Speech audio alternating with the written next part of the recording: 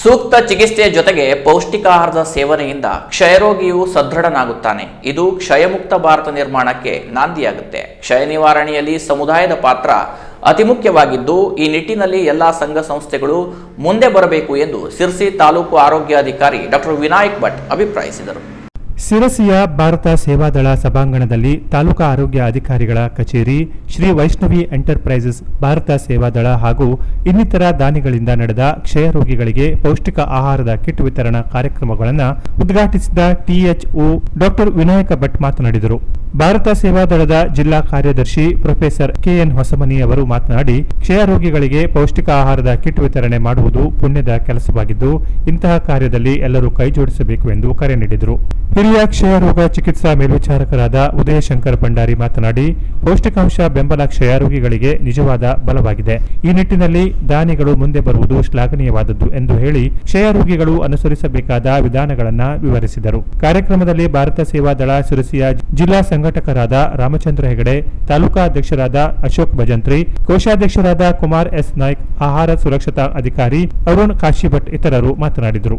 Kit ವಿತರಿಸಿದ ದಾನಿಗಳಾದ ವಿಶ್ವ ಆರೋಗ್ಯ ಸಂಸ್ಥೆಯ ಪ್ರತಿನಿಧಿಗಳಾದ doctor Rajeev NS, Vaishnavi enterprises ಮಾಲೀಕರಾದ ರವಿ ಭಟ್, ತಾಲೂಕು ಆರೋಗ್ಯ ಅಧಿಕಾರಿಗಳ ಕಚೇರಿಯ ಸಿಬ್ಬಂದಿಗಳಾದ ದಿಲೀಪ್ ಹುಲಸ್ವಾರ್, ಪ್ರವೀಣ್, ಉದಯಶಂಕರ್ ಇತರೆ ದಾನಿಗಳನ್ನು ಅಭಿನಂದಿಸಲಾಯಿತು.